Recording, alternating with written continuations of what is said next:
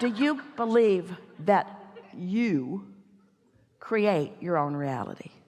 If you can't say yes to that fundamental, that you create your own reality, then you better ask the entire world what they think about everything, and you better get the most awesome computer system going so that you can take all of that data and synthesize it and have it spit out some rhythms for you so that you don't bother with that, because that won't work.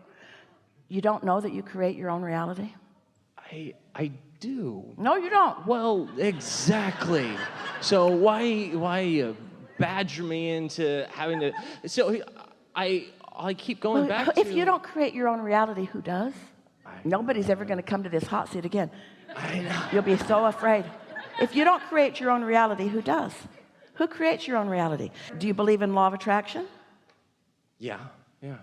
So there's a law of attraction that's responding to vibrational output. So who's responsible for the vibrational output of any? I am. So you're responsible for your vibrational output, and the law of attraction is responding to the vibrational output that you output, and that doesn't translate into, therefore, I create my own reality? Yes. I feel so intimidated right now. Oh. We are being misunderstood. Yeah. You have to misunderstand, because we've never cared more about somebody understanding this as we care about you.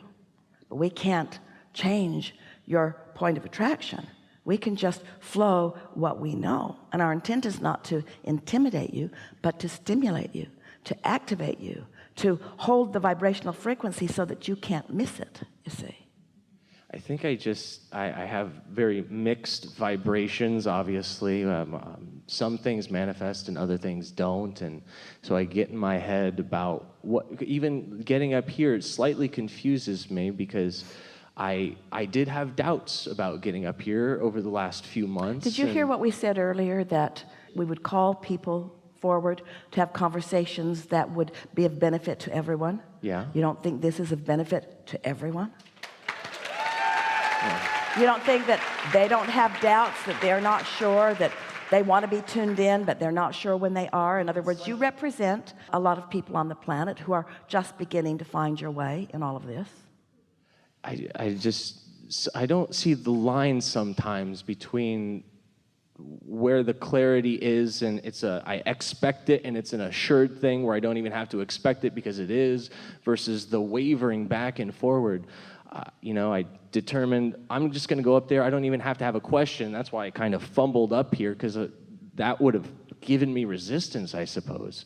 I just wanted to get here, and I got here. But I feel like I've had other thoughts in my life about wanting to get somewhere or do something, and it hasn't manifested. So, well, what you're explaining and what you are representing is something that a lot of people are living. You are putting too much credence in action and not enough credence in pre-paving. You're not putting enough credence in lining up energy. So rather than lining up energy and then noticing the results, you're just noticing the results and then trying to line up energy, and it doesn't work that way. So you got to get out ahead of it. Esther's been calibrating for several months and finding herself feeling really, really frisky. So much so that when she was off, there was no question that she was off. And she knew she was off, and it also was not that hard to get back on. But when you haven't yet taken the time and shown yourself what true calibration with your true self is, you're not even sure that your true self exists right now. Not really. And so you've been calibrating yourself to so many others. We're just going to give you a story to kind of explain it, and it'll make you feel better, and then you'll understand why this whole conversation was so valuable to everyone. Let's say that you're someone who wants to make a difference in the world. That's certainly you. Someone who cares, someone who knows you came with purpose, someone who wants to be an uplifter, someone who wants to understand, someone who wants to teach, and someone who wants to do really good in this life experience. In other words, that's a really good definition of who you are. So you look at the world and you see it really diverse and kind of in upheaval and sort of confused, but you're ready to go out into the world. And you, most of all, this is your strongest, most base, natural, innate desire and knowing you want to feel good. You know, life is supposed to feel good to you, and you want that above all other things. So you've decided to go out and make your mark in the world for the benefit of others and so that you can feel good. So you decide to go about it in the only way you know to go about it, because you are a practical human functioning in a practical human world. So you get a profile of yourself, pictures, details, information. You get it on a huge search engine and you send it out to everyone on the planet, and you say, hey everybody, this is me. Take a good look at this. This is me. You might meet up with me. I'm out there running around. I get around a lot. And if you should meet me, these are the things that I need from you so that I can feel good. So get me, learn me, watch for me, and respond appropriately. Billions of people of the world, this is what I'm going to need from you. Well, good luck with that. Or you can get up in the morning, quiet your mind, calibrate to your highest frequency, begin receiving impulses.